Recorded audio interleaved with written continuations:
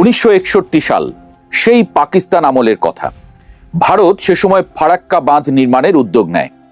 পাকিস্তান সরকার একদিকে যেমন এই বাঁধ নির্মাণের প্রতিবাদ জানায়, একই সাথে তখন থেকেই তৎকালীন পূর্ব পাকিস্তান পানি উন্নয়ন বোর্ড, বর্তমানে যা পানি উন্নয়ন বোর্ড নামে পরিচিত, প্রথমবারের মতো পদ্মা নদীর সর্বোত্তম ব্যবহার নিয়ে সমীক্ষা শুরু করে।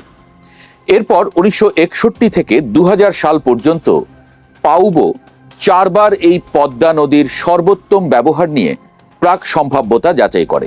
অবশেষে সাবেক প্রধানমন্ত্রী বেগম খালেদা জিয়া সরকারের সময় 2002 সালে পানি সম্পদ পরিকল্পনা সংস্থা ওয়ারপো কুষ্টিয়ার কুঠিবাড়ি অথবা রাজবাড়ির পাংশায় ব্যারাজ নির্মাণের সুপারিশ করে।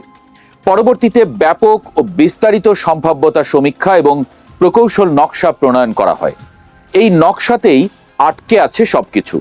প্রকল্প আর আলোর মুখ দেখেনি।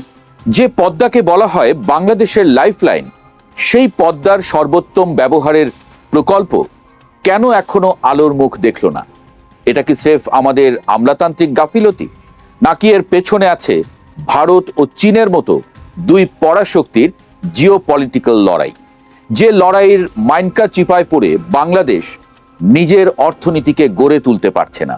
যেমনটি বলছিলাম, সাবেক প্রধানমন্ত্রী দেশনেত্রী বেগম খালেদা জিয়ার শাসনামলে এই প্রকল্পটি গতি পায়, সম্ভাব্যতা যাচাই হয়, নকশাও প্রণয়নের কাজ শুরু হয়।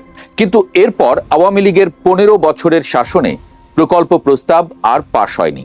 ডক্টর ইউনূসের অন্তর্বর্তী সরকার, যারা কথায় কথায় বলতো তারা ভারতের রক্তচক্ষুকে ভয় পায় না, তারাও এই প্রকল্পটি অনুমোদন করেনি। একটু খবর নেওয়া যাক প্রকল্পটিতে কি আছে। প্রকল্পের অবস্থান রাজবাড়ী ও পাবনা জেলার সীমান্তবর্তী পাংশা পয়েন্টে, যার মোট দৈর্ঘ্য হবে 2.1 কিলোমিটার। ব্যারাজের উপর দিয়ে রেললাইনও থাকবে। প্রথম ধাপে হিসনা মাথাভাঙা ও গড়াই মধুমতি নদী পুনর্খনন। ব্যারাজ থেকে প্রায় 113 মেগাওয়াট জলবিদ্যুৎ উৎপাদন করা যাবে। শুধু তাই নয়, রূপপুর পারমাণবিক বিদ্যুৎ কেন্দ্রের মতো গুরুত্বপূর্ণ স্থাপনায় নিরবচ্ছিন্ন পানি সরবরাহ নিশ্চিত করবে এটি। এই প্রকল্পের মূল লক্ষ্য ফারাক্কা ব্যারাজের কারণে সৃষ্ট ক্ষতি পুষিয়ে নেওয়া এবং দক্ষিণ পশ্চিমাঞ্চলের পানি সংকটের স্থায়ী সমাধান করা। এই প্রকল্পটি বর্ষাকালে প্রায় 2900 মিলিয়ন ঘনমিটার পানি সংরক্ষণ করে শুষ্ক মৌসুমে সেটি ব্যবহারের ব্যবস্থা করবে। এর ফলে সেচের আওতা বৃদ্ধি পাবে 19 লাখ হেক্টর জমিতে।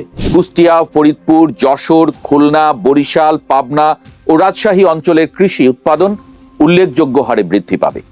ফারাক্কা বাঁধের সবচেয়ে ক্ষতিকর প্রভাবগুলোর মধ্যে একটি হলো লবণাক্ততা বৃদ্ধি। পদ্মা ব্যারাজ একটি পরিবেশ পুনরুদ্ধারকারী হাতিয়ার হিসেবে কাজ করবে। শুষ্ক মৌসুমে গড়াই ও মধুমতি নদীতে পানির প্রবাহ বাড়িয়ে এটি বঙ্গোপসাগর থেকে আগত লবণাক্ততাকে বাধা দেবে। লবণাক্ততা কমার ফলে সুন্দরবনের জীববৈচিত্র্য ও ম্যানগ্রোভ ইকোসিস্টেম রক্ষা পাবে। ইলিশ সহ মিঠা পানির অন্যান্য মাছের স্বাভাবিক চলাচল নিশ্চিত করতে ব্যারাজে বিশেষ ফিশ পাস রাখা হয়েছে। আর শুধু পদ্মাই নয়, হিসনা মাথাভাঙা, গড়াই মধুমতি, চন্দনা বড়াশিয়া, ইছামতি ও বড়াল নদীর স্বাভাবিক প্রবাহ ফিরে আসবে। নদীর নাব্যতা নিশ্চিত হওয়ায় কৃষি, মৎস্য ও নৌ পরিবহন খাতে ব্যাপক কর্মসংস্থানের সৃষ্টি হবে। এটি একটি বিশাল প্রকল্প। এটি বাস্তবায়িত হলে বাংলাদেশের জিডিপি বৃদ্ধির হার 1% চেয়ে বেশি বেড়ে যাবে। প্রশ্ন উঠতে পারে, এত সম্ভাবনাময় প্রকল্প কেন এত বছরেও বাস্তবায়িত হলো না? কেউ কেউ হয়তো বলবেন, এতদিন বিএনপি ক্ষমতায় ছিল না বলেই প্রকল্পটি আটকে ছিল। এটা আংশিক সত্য, কিন্তু এর সঙ্গে এটিও মনে রাখা দরকার, আওয়ামী লীগের 15 বছরে বাংলাদেশের প্রশাসন ও নীতি নির্ধারণী মহলে ইন্ডিয়া ফার্স্ট নীতি গড়ে উঠেছিল। অনেক ঊর্ধ্বতন আমলা ও নীতি নির্ধারক ভারতের সাথে ঘনিষ্ঠ সম্পর্ক বজায় রেখেছেন। চীন বা অন্য কোনো শক্তির সাথে বৃহৎ প্রকল্প বাস্তবায়ন তাদের কাছে অস্বাভাবিক মনে হতে পারে। আওয়ামী লীগ ভারতের সাথে গঙ্গার পানি বন্টন চুক্তি করেছে। সেই চুক্তি এবছর শেষ হয়ে যাচ্ছে। আন্তর্জাতিক নদীর পানি বন্টন কিভাবে হবে সে বিষয়ে আন্তর্জাতিক আইন আছে। কোনো দেশ যদি আইনের প্রতি শ্রদ্ধাশীল হয় তাহলে সেজন্য আর চুক্তির প্রয়োজন হয় না। কিন্তু ভারত পৃথিবীর বিরল দেশগুলোর একটি, যারা আন্তর্জাতিক আইন ও মানবাধিকারকে বৃদ্ধাঙ্গুলি দেখিয়ে আন্তর্জাতিক আইন ক্রমাগত লঙ্ঘন করেছে। সেজন্য তাদের সাথে দ্বিপাক্ষিক চুক্তিও করতে হয়েছে। এবং মজার ব্যাপার হলো সেই চুক্তিও ক্রমাগত লঙ্ঘন করেছে দেশটি। বাংলাদেশে গত 15 বছর একটানা ক্ষমতায় ছিল আওয়ামী লীগ।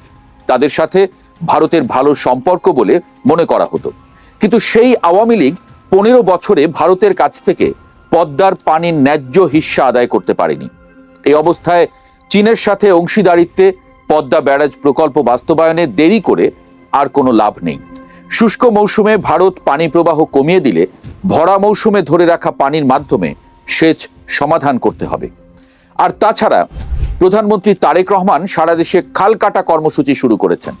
শুষ্ক মৌসুমে এই খালগুলোও পানি সমস্যা সমাধানে কিছুটা ভূমিকা রাখতে পারে। একটি বিষয়ই এখন শুধু ভাবার আছে, তা হলো প্রধানমন্ত্রী তারেক রহমানের সরকার যে বিপর্যস্ত অর্থনীতি পেয়েছে, সেখানে এখনই এত ব্যয়বহুল প্রকল্প শুরু করা ঠিক হবে কিনা। বিশেষ করে 2033 পর্যন্ত আগামী 7 বছরেই প্রায় 34,000 কোটি টাকা খরচ করতে হবে।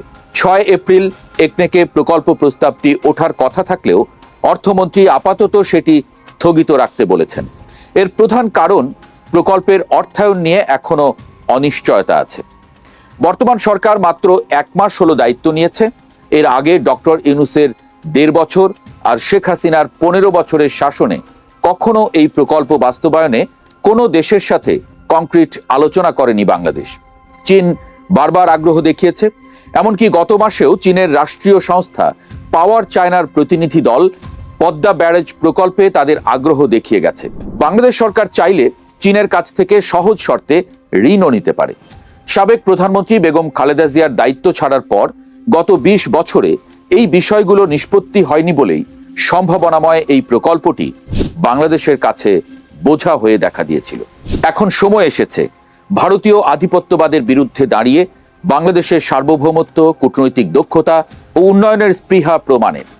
এক পাশে ভারত, অন্য পাশে চীন, দুই পরাশক্তিকে সাথে নিয়ে এগিয়ে যাওয়াই বাংলাদেশের সামনে প্রধান চ্যালেঞ্জ।